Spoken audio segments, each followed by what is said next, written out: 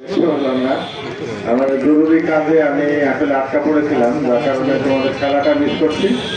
তবে আমি জেলা পুলিশ সুপার হিসেবে যেটা বলবো তোমাদের কাছে, আমাদের চাওয়া, তোমরা ইয়াং স্টার, তোমাদের সামনে অনেক ব্রাইট ফিউচার, মানে কি বলবো, উজ্জ্বল ভবিষ্যৎ ওয়েট করছে।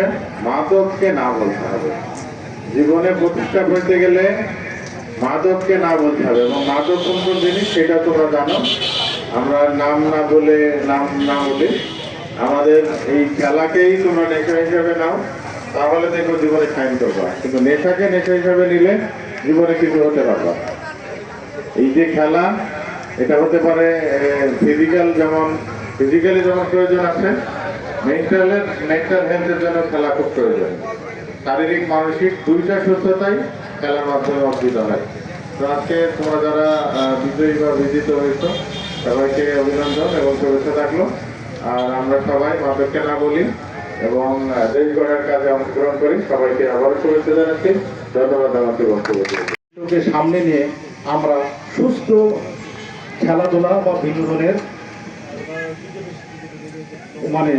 পরিবেশ সৃষ্টি করতে পারছি, যেন আমাদের আগামী প্রজন্ম মাদক থেকে দূরে থাকার যে একটা পথ, সেইটা চিনতে পারে, জানতে পারে এবং সেই ভালো পথ সুস্থ বিনোদনের মধ্যে নিজেকে সম্পৃক্ত করতে পারে। এজন্য আমরা আজকে আপনাদের সকলের সহযোগিতা, আন্তরিকতা এবং সক্রিয় সহযোগিতা, এখানে আমাদের সঙ্গে আছেন জেলা প্রশাসক মহোদয় আছেন। আর আজকের যেটা কয়েক ইভেন্টে খেলা হবে, তারপরে 12টা থেকে 1টার মধ্যে হবে ফাইনাল খেলা। সেখানে আমাদের সুযোগ্য জেলা প্রশাসক মহোদয় আসবেন এবং আমাদের এই অনুষ্ঠানের মূল্যায়ন করবেন। আর উনি এসে আমাদের এই কর্মসূচির সার্বিক সার্থকতা জ্ঞাপন করবেন।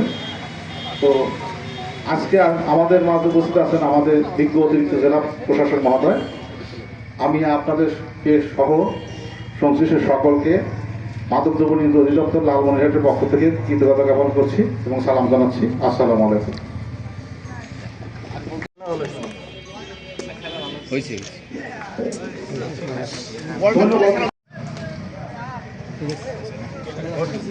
তোমরা ওটা নিয়ে হুড়িয়ে